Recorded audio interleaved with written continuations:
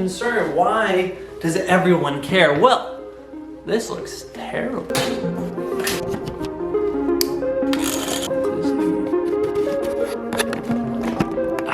Well, see, two banks have already collapsed. Silicon Valley Bank and Silvergate have already collapsed in America, but there's more stuff that's happening around the world. But they collapsed because of bank runs. And let me talk about bank runs.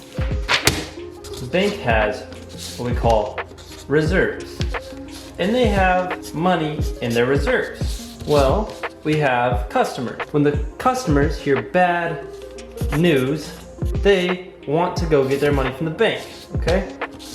So they withdraw their money. Customer 2 hears the news, they also withdraw their money. Now the bank doesn't have as much reserves, so customer 3 comes in and they have to withdraw their money. Now the bank has 0 for reserves. And that's exactly what seems to be happening, is when people hear that the bank has no money in their reserves, they get scared and everyone goes to the bank because they don't want to lose all their money. So just by people hearing that the bank has very little money or little money in their reserves, they pull all of their money out of the bank and it starts to collapse.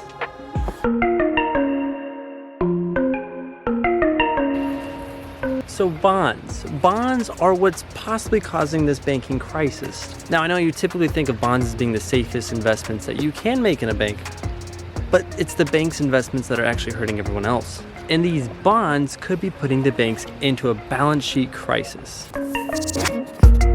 So the banks are holding these bonds, right? What we're concerned about is how interest rates affect the bonds. So as interest rates start going up, the bonds on the secondary market are actually going to go down in value. So on the secondary market, they're almost inversely related. As the interest rates start going up, there are better bonds to buy, making the bonds that the banks are currently holding a worse value because they keep going down.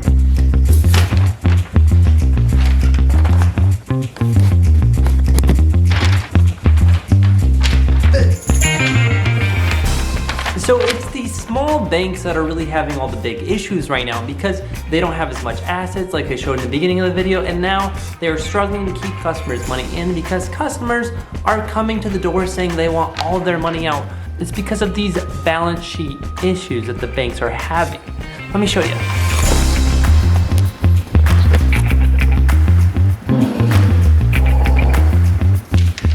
So like I just showed, these small banks have bonds that have gone down in value.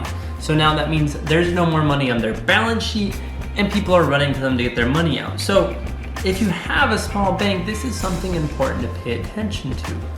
So depending on where you're banking at, if it's a small bank, you should really consider moving your money to a large bank. Now, I know you might be thinking, I don't know what a small bank is, I don't know what a big bank is. Well, that's okay. The big banks, there's only about 8 of them in America here that are big enough that they can withstand a lot of pressure from the balance sheet issues. So just by looking at the top 8 banks in America, you will find the list of the most rigorously tested banks by the government, meaning that these are the biggest banks that have the most amount of assets that are the safest, okay? We don't want to be in a small bank where a bank run would collapse the bank and then you could potentially lose all your money. So I would consider moving to one of these bigger banks. I'm gonna explain that, but first, Hannah and I do this thing where we go get Frappuccinos on Sundays. It's called Frappuccino Sunday, so I'll be right back.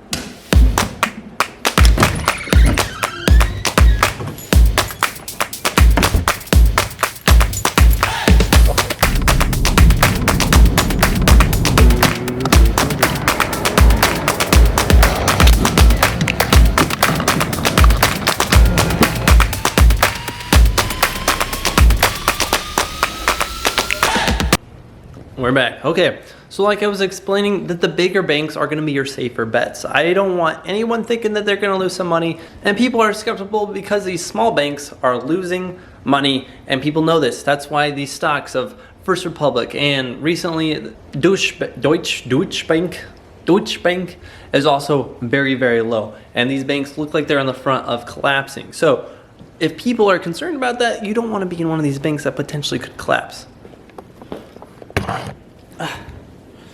So just by simply moving your money into a bank that like Chase or Bank of America with a bunch more assets, you can protect yourself financially. You don't have to worry about this. You don't have to worry about losing all your money. You don't have to worry about a bank randomly collapsing. You don't have to worry about, a bunch of people running to your bank and taking all the money and the bank having no more money.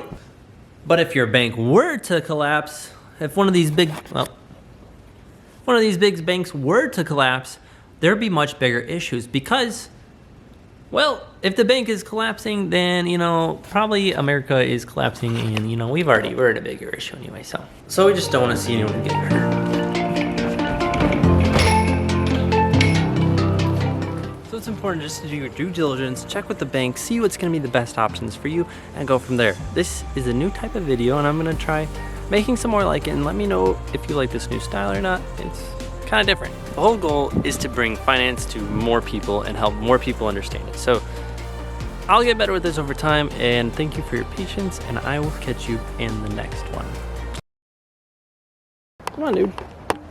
Ava, let's go inside. Come on, let's go inside. You want inside? Maybe? No? Okay.